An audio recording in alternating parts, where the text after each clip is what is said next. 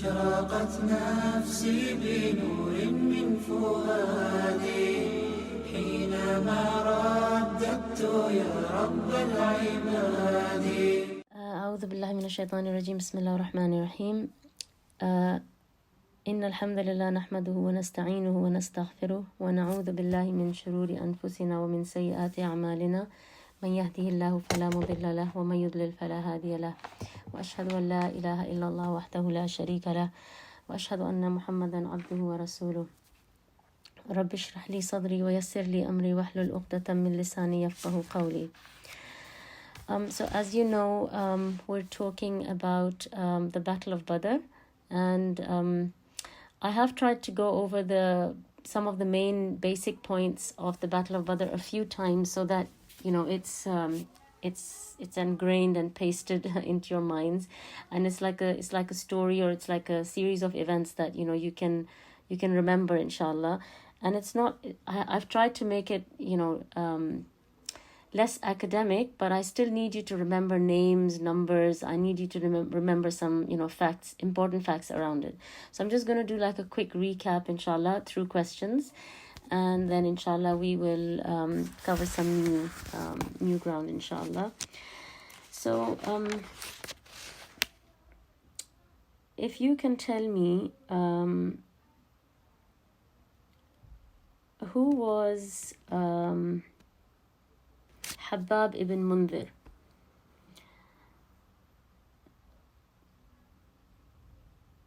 Or if you can remember, in what context did we talk about Habab ibn Mundhir? He was the person who gave the idea to camp around the main well of Badr. Yes, very good.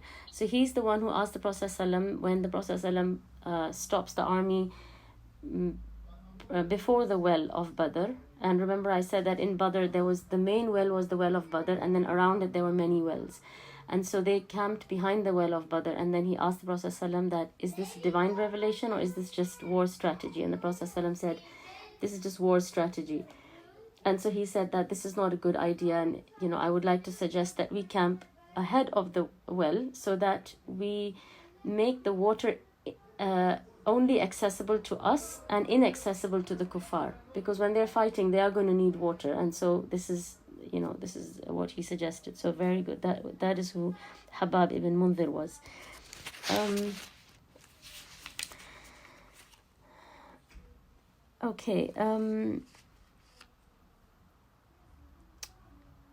Who did the kuffar send into the camps of the Muslims to sort of do a bit of reconnaissance and find out what's going on their side, how many people are there, and what is their situation like? Umair ibn Wahab. Yes, excellent, very good.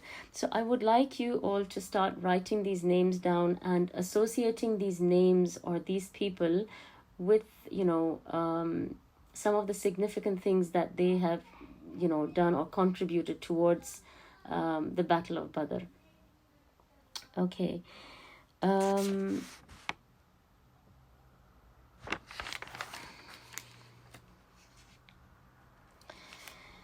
Now, who was Amr ibn al-Hadrami? Can I? Or just I'll wait first. Yeah. Sister Tahmina's answer. Yeah, so I'm not sure what Tahmina is trying to say, but he was brother of Hadrami who was murdered. Yeah, he was the brother. So their names are very similar. So Amr is the one who's murdered in the Sariyat al-Nakhla. You remember the Sariyat of Abdullah bin Jahash? So he's one of the guards who's murdered, and his brother is in the army, and his name is Amir ibn al-Hadrami. So when Abu Jahl feels that everything is slipping out, remember we said Akhnas and the Banu Zahra, they have abandoned, or they have you could say retreated or left the army, because they're not in favor of fighting, because they don't see the need to fight when the purpose that they came out to defend, what they came out to defend was the caravan.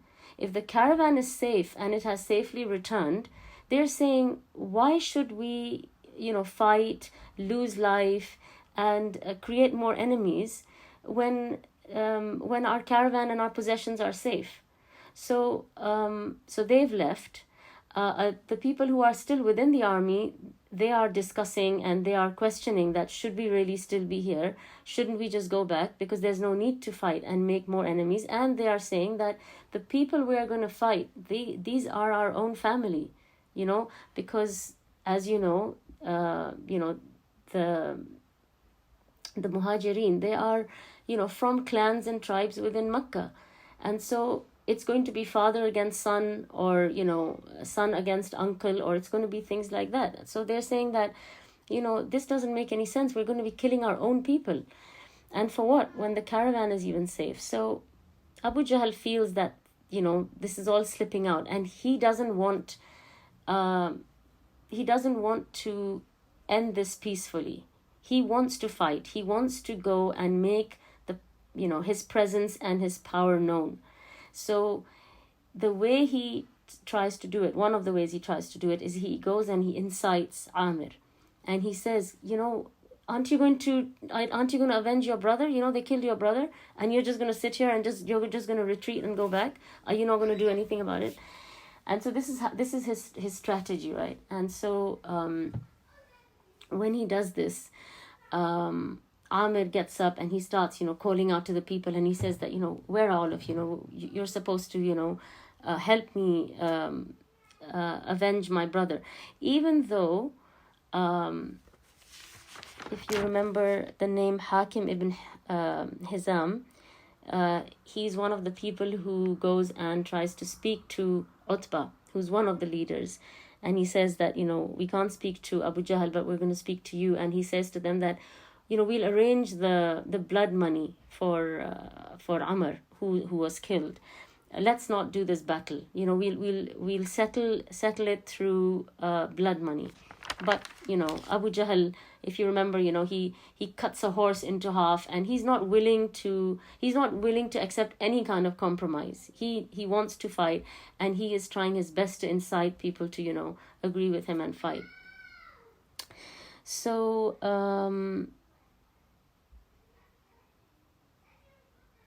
so that's how he, tries to incite the battle. And then Amir starts calling out to the people, and then they get enraged, that, we were attacked and we were, our people were killed, and we need to avenge this.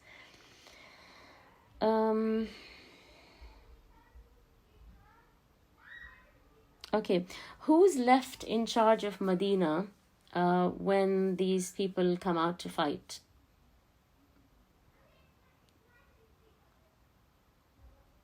So there are two people left in charge of Medina. One person is left in charge of leading the Salah, and one person is left in charge of managing the affairs of the city and the people. Because obviously the Prophet ﷺ is the Amir, right? He's the leader. So when he steps out, he needs to replace himself with a temporary, substitute, you could say.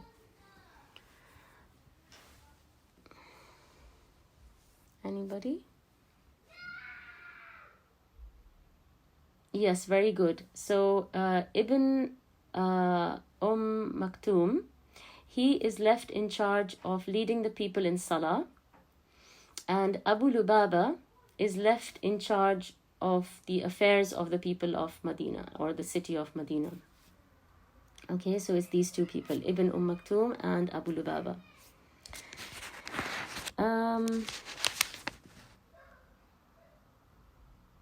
Okay. How old was the Prophet ﷺ during this battle? Approximately. 54. Yeah, about 55 or 56. More than that. Okay, he was about 55 or 56.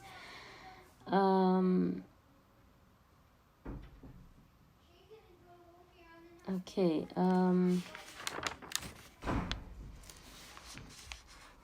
So these were like more recent events that I wanted to recap on. I think the beginning events of the Battle of Badr, you guys should have memorized them by now. I've gone through them so many times over and over again. Some of the durus I felt like I had just like repeated myself almost entirely in the entire dars.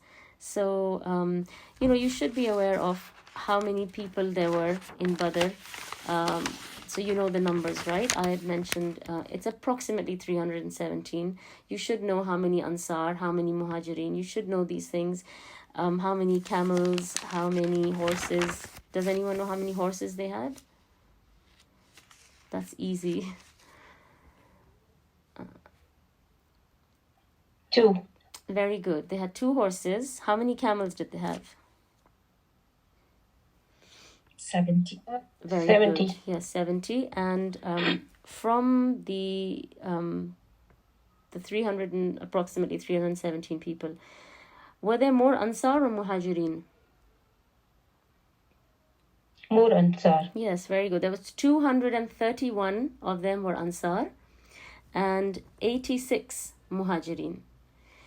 And they were very poorly equipped. They just had, some swords and a few things like that, no fancy weapons, because remember, they were just going to raid a caravan. So it's important to remember these things and to be aware of them. Okay. How many of the kuffar have turned up, approximately?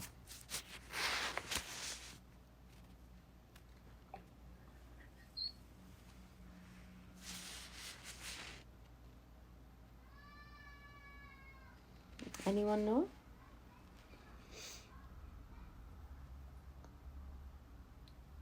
$3,000. No. About 1,300. Remember the Prophet ﷺ, he asked that servant, how many camels do they slaughter every day? And he said about 9 one day and 10 another day. And he said that they are between 900 to 1,000 people. So they're about just over 1,000. So about 1,300. And of course, they were really well equipped, right? They have weapons, they have cattle, they have all sorts of things that they've come with. And now the Prophet ﷺ, he does not have much of a choice. So once he's come towards Badr, why could he not retreat? Why could he not say that, okay, we've missed the caravan's gone, and we just go back?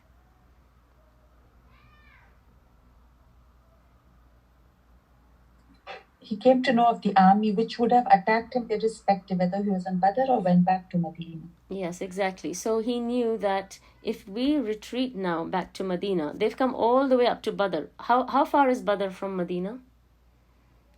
150. Yes, about 150 kilometers. So you can see how close they are now to Medina. So he knew if we retreat to Medina, they will come and they will fight us in Medina. And then there will be, in some ways, that's even going to be worse because, there's women, there's children, there's families, there's homes.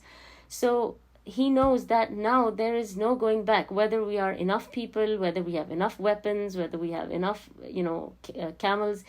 It's irrelevant now. We need to go forward and we need to see this through. And so that's why they come to Medina and this happens. And the Prophet ﷺ, he informed the Sahaba. He said, Allah subhanahu wa ta'ala has promised you one of the two. So do you remember I mentioned to you several times that they had many saraya and they had a few ghazawat. And most of them, if not all of them, were uneventful, apart from the Sariyat al-Nakhla. In the Sariyat al-Nakhla, they killed one of the guards, they captured 2, and they got all the contents of the caravan. But other than that, every time they went for a ghazwa or they went for a Sariyah, there was no action, right? So until now, they have not really, you could say, accomplished the purpose of any of these you could say confrontations. This time, the Prophet ﷺ informs the Sahaba that Allah has promised you one of the two. Either you will get the caravan or you will get the army. So, meaning to say, either you will get the contents of the caravan, so that is what you will bring back, or you will get the booty from fighting with the army. So you will defeat them and you will bring back the booty. So either of the two ways, you will accomplish something this time and come back. So, and where was this the hearts of the Sahaba inclined?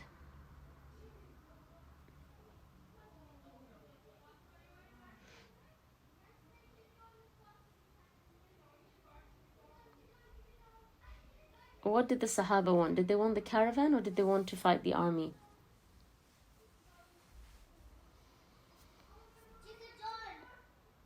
Guessing both. No. Caravan. They wanted the caravan. They didn't want to fight. Yeah. They did not want to get into a battle. They just wanted to go raid the caravan, take their possessions and come back. They were very reluctant to fight a battle. So they're not emotionally or psychologically or mentally prepared to go into a battle. But now they know that they have to. So they, once they know that they have to do this, they're happy to do whatever the Prophet ﷺ tells them to do. They're not going to refuse him, or they're not going to back off or anything like that. But when they set off, they're setting off for a caravan. They were not intending to fight. That is one of the reasons why, if you remember, I told you they caught a guard and they brought him, and the Prophet ﷺ was doing salah. And so they started asking him if he was from the caravan. And he kept saying, I'm not from the caravan, I'm with the army. And they kept beating him up because they said, no, you are from the caravan, you're not from the army. And he kept saying, I'm from the army. And then when they would stop beating him up, when he would say that, okay, I'm from the caravan, they would stop beating him. When they would stop beating him, he would say, I'm from the army. And then they would start beating him up again. Do you remember the story? And then the Prophet ﷺ, he finished his salah and he came to them and he reproached them. And he said to them that when he speaks the truth, you beat him up. When he lies, you stop beating him up. I mean, look at the way, as human beings, look at how our psychology is. When we really want something, we try every way to block off anything other than what we want to know, other than what we want that thing to be. So because they were so keen on the caravan, it's almost like they don't want to accept that this servant that they've captured is from the army, that the army is so nearby that they've managed to capture a servant from there. It's almost like they want to believe that it must be the caravan and this man must belong to the caravan. So they're insisting that, no, you are from the caravan. And he's saying, no, I'm from the army. So you see how their minds are working. That's how reluctant they were to confront the army. However, Allah subhanahu wa ta'ala, he, told the Prophet ﷺ to encourage them in the battlefield. And we will come back to some of the verses that Allah reveals where he instructs the Prophet ﷺ to encourage them. And I will read them out to you in a little while, inshallah. But the Prophet ﷺ, if you remember, Sa'ad, he suggested that they will make like a booth for the Prophet ﷺ in the back. And Abu Bakr radiallahu anhu is his sort of like his bodyguard, and he stays with him and looks after him. And the Prophet ﷺ, he goes into this booth as soon as they prepare it, and he stands up and he starts making dua to Allah, and he asks Allah to give them victory, and he begs Allah for victory, and he keeps making dua, and he keeps raising his hands as he makes dua. He keeps raising his hands until his rida, it falls off. And at that point, I think it's Abu Bakr radiallahu anhu who picks it up and he puts it back on him, and he says, enough, and he says that Allah will grant your prayer. And it's almost immediately that the angels, they start descending when the Prophet ﷺ finishes making dua. And first there's 1,000 that come down, then 3,000, then 5,000, and we will talk about that a little later as well. And the Prophet ﷺ So Allah subhanahu wa ta'ala tells the Prophet ﷺ to encourage the believers. He says, يا أيها النبي حرض المؤمنين على القتال إن يكن منكم 20 صابرون يغلبوا 200 وإن يكن منكم 100 يغلبوا 1000 من الذين كفروا بأنهم قوم لا يفقهون. This is verse 65 from Surah Al-Anfal, where Allah says, O Prophet, ﷺ, urge the believers to battle. If there are among you 20 who are steadfast, they will overcome 200. And if there are among you 100 who are steadfast, they will overcome 1,000 of those who have disbelieved, because they are a people who do not understand.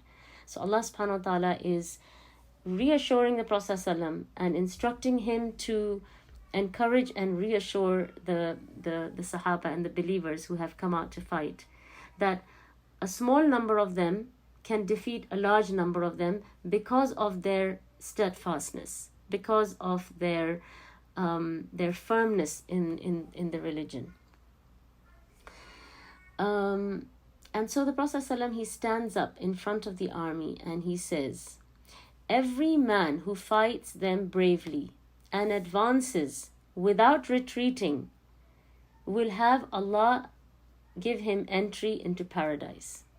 Okay, so one more time, the Prophet ﷺ, he stands up and he says, every man who fights them bravely and advances without retreating, Allah will give him entry into paradise.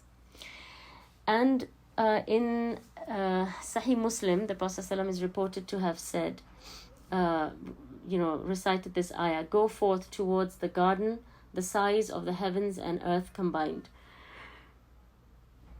So one of the Sahaba, and his name is Umair ibn Hammam, he said, O Messenger of Allah, could a garden really be the size of the heavens and the earth combined? The Prophet ﷺ said, yes. Umair then said, Bakhin, bakhin, translated loosely as fine, fine. So the Prophet ﷺ asked Umair, what made him say bakhin, bakhin? It actually, bakhin, if I remember correctly, it actually means sort of like quickly, quickly. Okay? And so the Prophet ﷺ asked him, what made you say that? And so he replied, O Messenger of Allah, it is only my hope of being one of its people. So he's saying that I just really want to be one of the people who will occupy this garden, which is which expands across the heavens and the earth. And so the Prophet ﷺ said, he told him that he certainly will be. So Umair ibn al-Hammam, he stood up and he drew out his sword, and then he had some dates which he took out from his pocket, and he started eating them. And as he ate them, he said, if I live long enough to eat these dates, it would be a long life. What do you think he meant by those last words?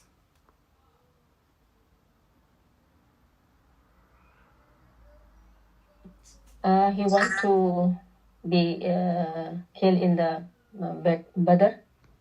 Yes, but what does he mean when he says that if I live long enough to eat these dates, it will be a long life? He loves to be killed earlier just because to enter the Jannah. Yes, can you imagine what he's saying is that the time that it will take him to eat those dates is too long a life.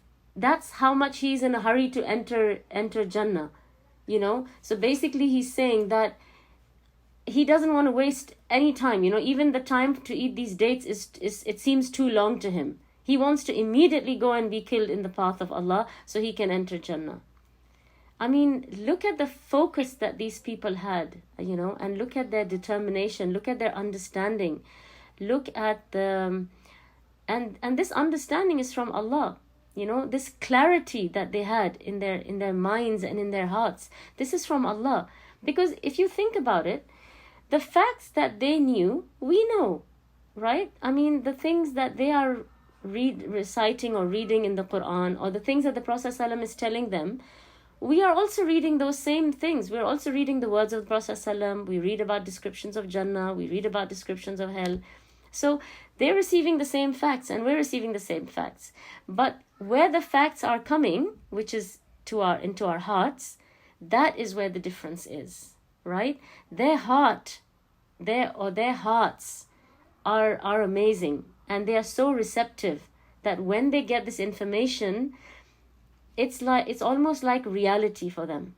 But we are so far, and like one of the sisters just said, we are so attached to the dunya that when these same facts come to us, it just seems like something that we understand and we put to the side, and then we carry on with our dunya. So we don't absorb it to the same level as the Sahaba would absorb it. For us, it's almost like we need to see it to really to let it process and register in our minds that, oh, this is Jannah and this is Nar and this is what the reality is. For them, just reading it was like seeing it. Just hearing it was like seeing it. That was enough for them. They didn't need that, a visual reassurance to know that, yes, this is what we're talking about. And that's why, for example, when the Prophet ﷺ, he took bay'ah from them, from the Ansar, and they knew that we have to protect him, we have to look after him, we have to defend him, we have to give our life for him if we have to, and nothing is going to be more important to us than him. And they're still new, right? They've just met him, and they ask him, okay, if we do all these things, so basically they're putting everything on the line for him, what do we get in return? And he says Jannah. That's all he can promise them. And they said, that's an amazing transaction. That's their first response. I mean, we know of so many things. If we did them, we'll get Jannah. If you do this, you get Jannah. If you do that, how many of those things do we even take seriously? It's almost like you read them and you think, oh yeah, inshallah, one day we'll try and do these things so, we can get Jannah. So that's how far away we have come, and that's how far this reality is from us, which is why we're so busy constructing here and not constructing for our akhirah. And like I said, their focus, you see, this is the most important thing to them. There's nothing that is more important to them than entering Jannah and being with the Prophet ﷺ. And so this Sahabi, like I said, this is how much of a hurry he was in to enter Jannah, that he said, even if I was to be able to finish these dates, that would be too long of a life. And he just wants to leave this life as quickly as possible so he can, it's almost like they find that life is an obstacle between them and Jannah. Can you imagine? And for us, our life is everything, right? We don't want this life to end. Whereas if you think about it, it's a bridge to something much better. So we should really want to cross this as quickly as possible so we can get to the better place, so that we can get to the better end. This life is complicated. We've got problems. There's filth. There is difficulty. There's hardship. There's tests. There's challenges. But still, we cling on to it so hard.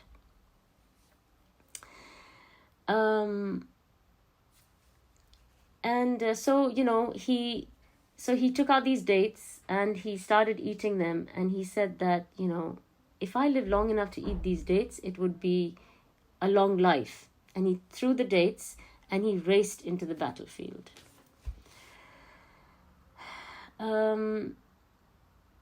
Okay. Now, there are a few stories that I want to tell you, all, connected to the Battle of Badr. Now, I have told you this repeatedly when we started to study the Seerah, that there are many events and we don't necessarily know the exact chronological order of them, but, we try and assume that this must have happened first and then this would have happened and then that would have happened. So, similarly, I will tell you some events around Badr, but I can't be 100% sure that in what order they have happened. So I'm just going to tell you some of the events around Badr. So I'll tell you some in this lesson and some, inshallah, in another one. So to start with, is one of my... is an amazing story, and it's actually one of my favorite stories. And I wanted to mention it on the group that if for nothing else, see if you can attend this dars just to hear this story, because it is an absolutely amazing and beautiful story.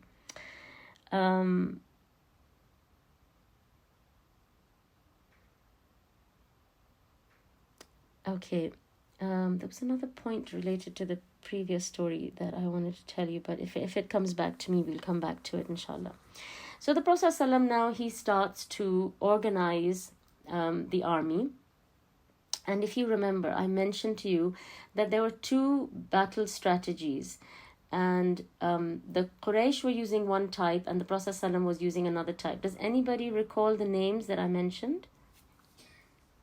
Zaf. Yes, very good. So who's using Zaf? Those different weapons of war in rows. Yes. That was what our Prophet ﷺ Yes, used. that's right. So the Prophet ﷺ would adopt the strategy of Zahf, or which is, fighting in rows. So like Allah subhanahu wa ta'ala says in Surah As-Saf, right? That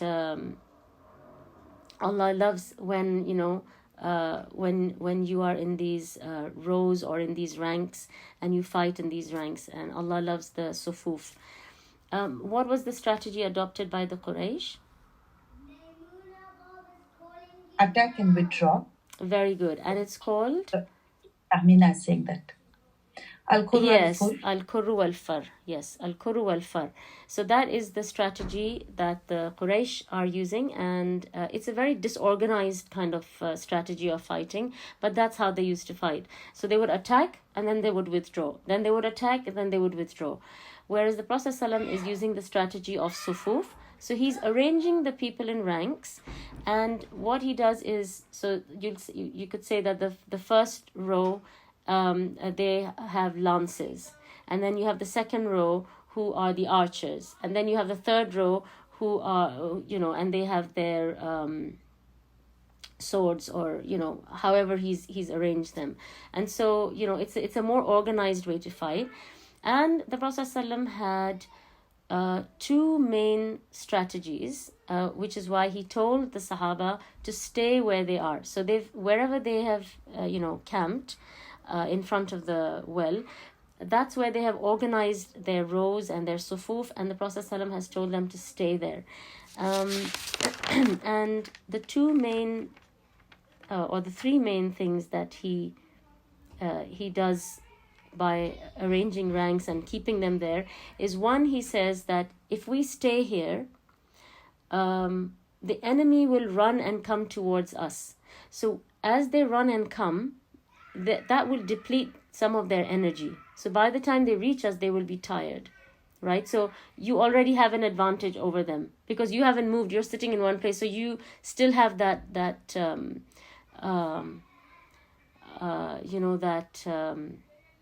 store of energy. Whereas the person who's running and coming to you, he's already lost some of that because of the run, right? So that's the first advantage. The second thing is he would ask them to start firing arrows as they are running, and as they approach them and come close, before they come completely close to them, as they approach them and they're close enough to their ranks, they start shooting them with arrows so that they are hit by the arrows and they fall on top of each other, and it causes some chaos in amongst their ranks, and it also causes a lot of them to just drop dead and not even reach them. And then the third strategy that he used is that the ones who manage to reach you and approach you and come up to you, you kill them with your sword. Okay? And these are the three main, you could say, strategies he's adopting within this ranking system of Zahf. Okay? And this is his, you need to understand, this is his first battle that he's fighting. And it is, because remember the previous ones, nothing happened. They're all uneventful. And they are completely unprepared. So if you keep in mind these two things, the Prophet ﷺ, he is an excellent leader, and he's an excellent, you could say, he has excellent military strategy, because this is a very intelligent and clever thing to do, the kind of strategy he's adopting. Okay.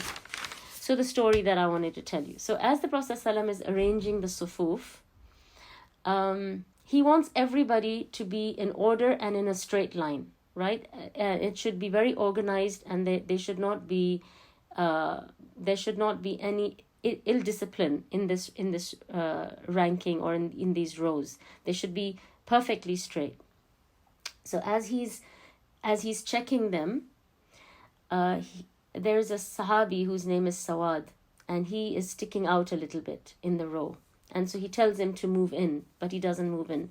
He tells him to move in a few times, and he doesn't move in. So he has a cane or a stick in his hand, and he nudges him in with the stick.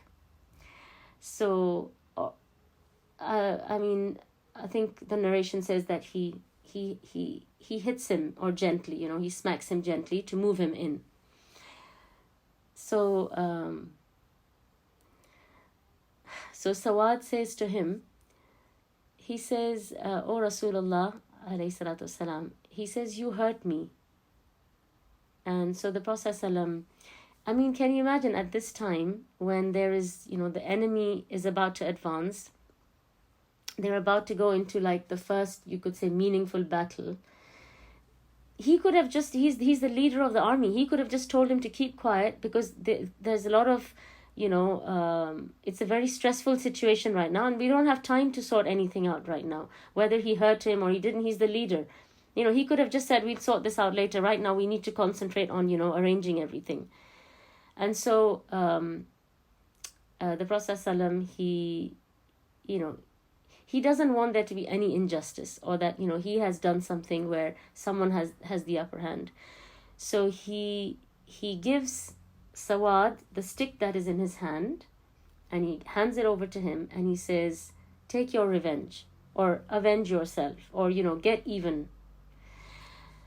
And so Sawad says to the Prophet ﷺ, he says, uncover your stomach, because when you hit me, my stomach was not covered. You hit me directly on my skin. So it wouldn't be fair if when I hit you, I strike you on your rida, because the Prophet ﷺ has a cover on top.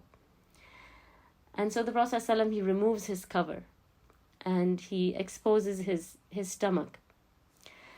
And then Sawad comes forward, and he kisses the Prophet ﷺ on his stomach. And the Prophet ﷺ says to him that, what made you do that? Or something to that effect. I will send the story so that you have the exact words on the group, inshallah. And if I forget, please remind me. And so the Prophet ﷺ says to him that, what caused you to do that? And he says, this is how, convinced the Sahaba were that they are facing death, and fighting this army is basically going to mean annihilation. They're all going to be wiped out. It's just 300 of them, and there's so many of the kuffar. So he said to the Prophet ﷺ, he said that, you know what awaits us. So basically he's saying that, death awaits us. And he said, I did not want to go from this world except that the last thing that my body touches is you.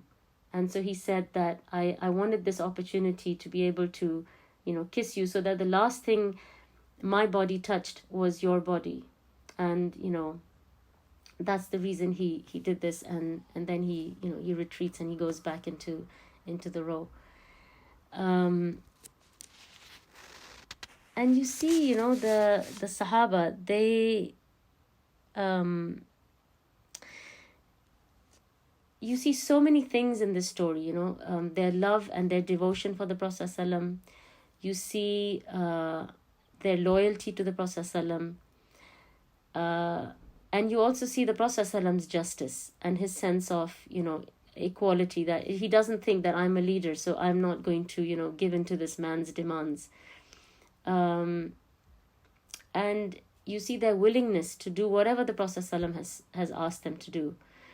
Even though they know, that they weren't prepared for this, but they're ready to give their lives for the Prophet ﷺ. For Allah, of course, but,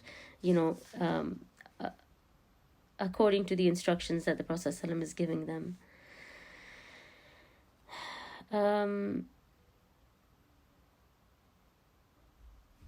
Okay, so that was the story of Sawad, and I will try and send you the exact story on the group, inshallah.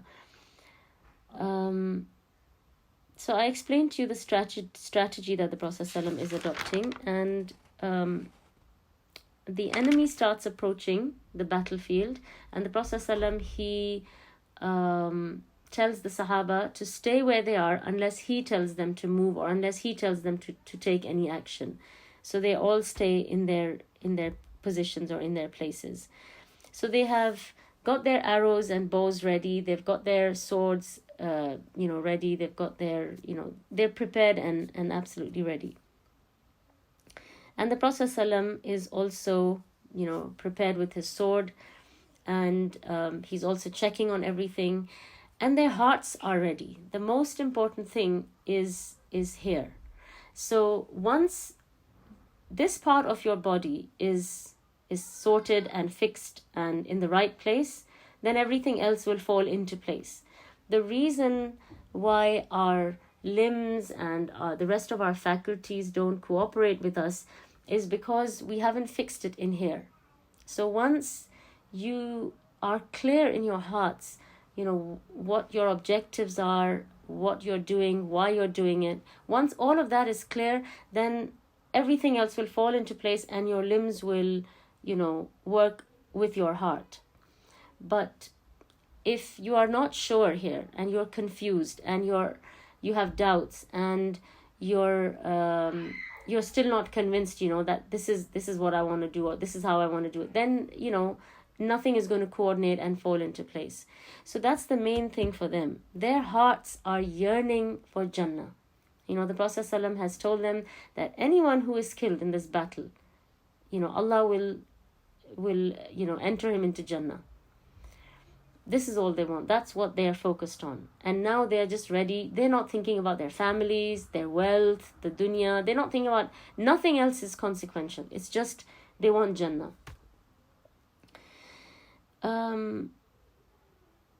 So as the kuffar are approaching, they realize that the well is inaccessible. The well is, behind the Muslims. So one of the men from the tribe of Makhzum, his name is Aswad ibn Asad al-Makhzumi. He says, by Allah, I will drink from their water. So he realizes that they have basically, you could say, like possessed or almost like taken over the water and the well. And so he says, I swear I'm going to drink from that water. And if you think about it, this is foolishness, because he is going to single-handedly, go through the ranks of the Muslims who are ready, who are arranged and ready for fighting, just to get to the water and drink it. So he races into the ranks of the Muslims. And as he does that, Hamza radiallahu anhu, he approaches him and he takes his sword and he strikes him in his legs. So he doesn't want to kill him, but he wants to cripple him so that he stays crippled until he dies. And so he strikes him in his legs, but that doesn't stop Hamza. And he gets up and he carries on and he says, I am going to drink from that water. And so he gets to the well, and what they have done is next to the well, they have made a little, like a fountain, and they have put some water into that fountain so that every time anyone from amongst the Sahaba want water, they don't have to, put the bucket into the well and take the water out. So they've got like a little fountain. So whoever wants, they can just go and, drink water from this little fountain that they've made next to the well. And so he gets up to that fountain, this man, Aswad ibn Asad al-Makhzumi. And Hamza comes and then he strikes him on his neck. And that's where he finishes him off. And he kills him by this fountain of water. Now the battle is getting serious, and obviously the kuffar have already lost one man like this, just because he was stubborn and he insisted on going in. So Shayba ibn Rabi'a, Utba ibn Rabi'a, and Walid ibn Utba. So Shayba and Utba are brothers, and Walid is the son of Utba. So you have two brothers and one of the brothers' sons. So these three, they go forward and they say, who's ready to do a duel with us? So who's ready to do like a one-on-one fight with us? Come forward. So remember these names, okay? Shayba ibn Rabi'a, Utba ibn Rabi'a, and those two are brothers. And then you have Walid ibn Utba, who is the son of Utba. From these three people, Shayba is the eldest. Okay, of course, Walid is the youngest because he's the son of Utba. So Auf, Muawwad ibn Afra, and Abdullah ibn Rawaha, these are the three people who go forward volunteering to engage in a duel with those people. Do you think Auf, Muawwad, and Abdullah are from the Muhajirun or the Ansar?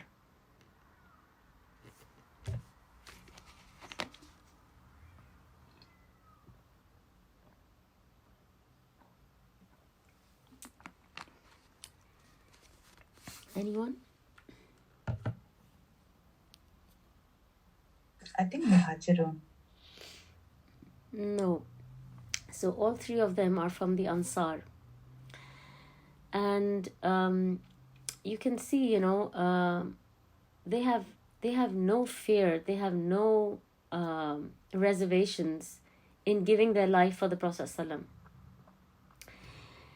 So the three of them go and they offer to, have this duel with them. But Shayba,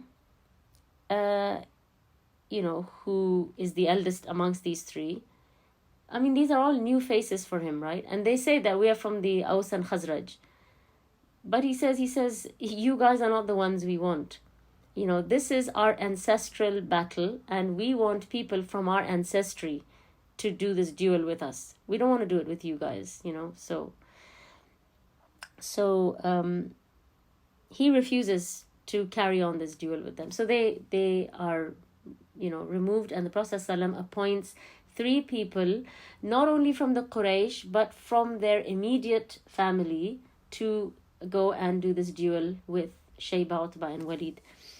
And he selects Hamza, Ubaidah ibn Harith, and Ali ibn Abi Talib. So he orders these 3 people to go and have a duel with the 3 from the Quraysh, or from the Kuffar. So Hamza fights Utba, and they fight for a little while until Hamza kills Utba. And Ali ibn Abi Talib, he fights with Walid, and he immediately kills Walid. And then Ubaidah ibn Harith fights with Shayba, and they're both the eldest amongst their 3. So Ubaidah ibn Harith is the eldest amongst he's older than Hamza, and he's older than Ali, radiallahu anhu. And so they fight with each other, and they both strike each other. So Shayba, he strikes Ubaidah on his leg or on his thigh, and he takes it off in such a way that the flesh, from his leg is almost like there's his bone and his flesh and everything is hanging out. And Ubaidah strikes Shayba and drops him to the floor. And so they're both sort of like, you could say, injured and on the floor. And then Hamza and Ali radiallahu anhu come, and they finish off Shayba, so they kill him. And then they pick up the body of Ubaidah and take him inside towards the Prophet ﷺ. And at that point, he's injured, but he is dying.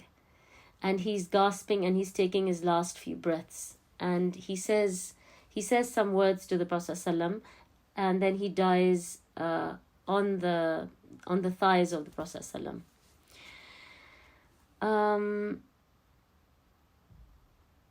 Okay, so he says something important to the Prophet ﷺ, but I was not able to translate it accurately, so I just left it. But inshallah, if I get a chance, and I will mark it so that I remember, next time inshallah I will tell you what his last words were, inshallah. Let me see if I...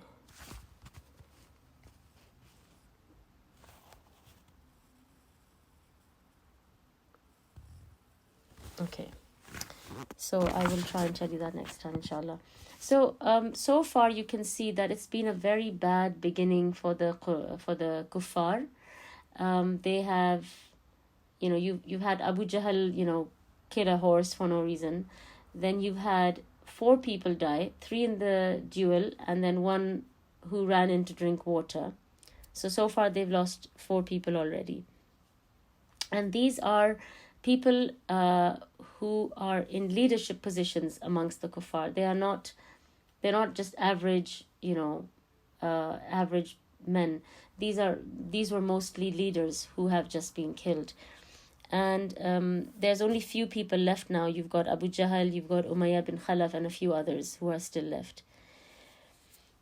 And the mushrikeen now, obviously they've seen that their people have just been killed. So they adopt their strategy to attack and withdraw. So they rush into the ranks of the Muslims and to attack them. And the Muslims stay in their place as the Prophet ﷺ has instructed them, and they fight them as they approach. So they shoot arrows at them, and when they come close enough, then they kill them with their swords, just exactly like the Prophet ﷺ has instructed them. And as the mushrikeen approach the Muslims and the Muslims start attacking them with arrows, the angels start descending from the heavens. Okay. And the angels are also under the instruction of Allah subhanahu wa ta'ala. And they have been instructed by Allah to kill the people in 2 ways. Does anybody know what those 2 ways are that the angels are supposed to kill them in?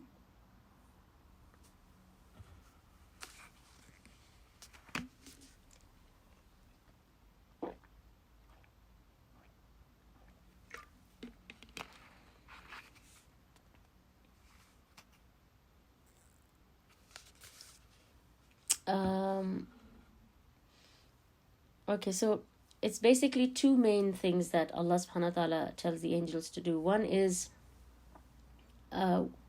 they're supposed to kill them above their necks, or strike them above their necks. And the second thing that they are told to do is strike their fingers. And so once their hands or their fingers are cut off, they are not able to hold any weapons anymore. So they basically can't attack. So these are the 2 main ways that the angels are instructed to attack them. So from the Muslims, you have 14 people who are killed, And on the side of the mushrikeen, there's 70 people who are killed. And of course, there's many of them who are taken as captives. And the battle rages, and the kuffar see that, they're either being killed or they're being captured. And of course, they try to retreat and they try to run away because, they can see that, there's chaos and they're losing out in every way. And Abu Jahl tries to stop them, and he tells them that, that don't go, stay here and fight this out. And he's telling them that don't kill them, capture them. I mean, right now they can't even defend themselves, but Abu Jahl is telling them that, don't go, capture them, take them as prisoners of war.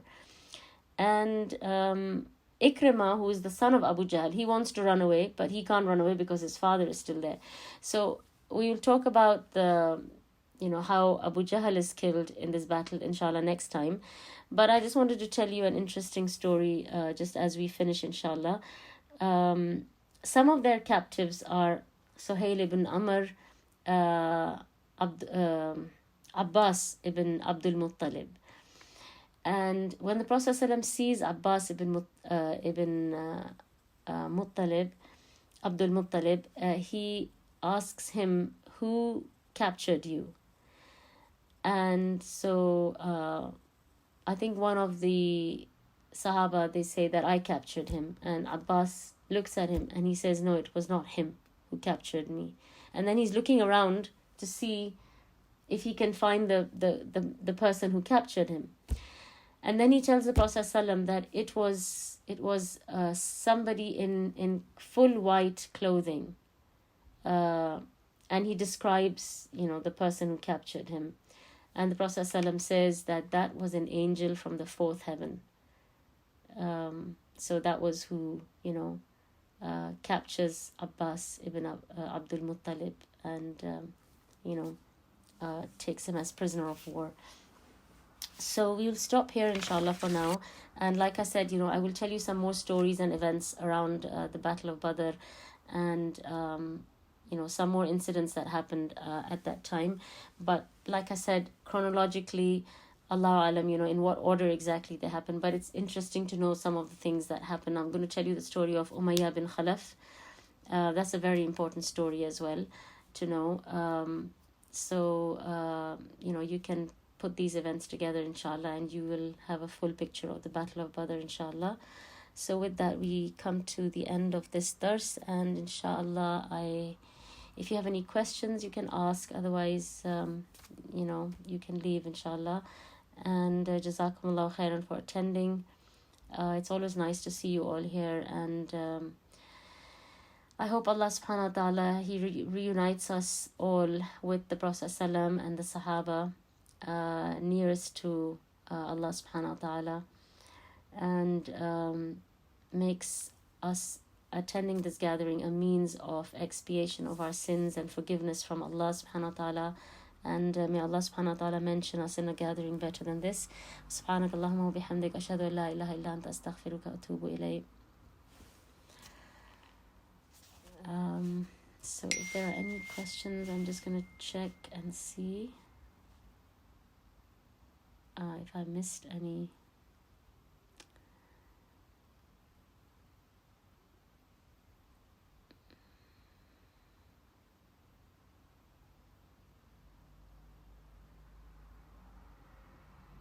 Okay, so there's no questions. And I will try and send the story of Sawad, inshallah, on the group. It's a very beautiful story. Okay, inshallah. So I will end the meeting, and I hope you all have a lovely weekend and a lovely week ahead, and I will see you all again next week, inshallah, and we will try and finish the hadith that we were doing, inshallah, hadith number 19. Barakallahu feekum, and wa alaikum assalam wa rahmatullahi wa barakatuhu.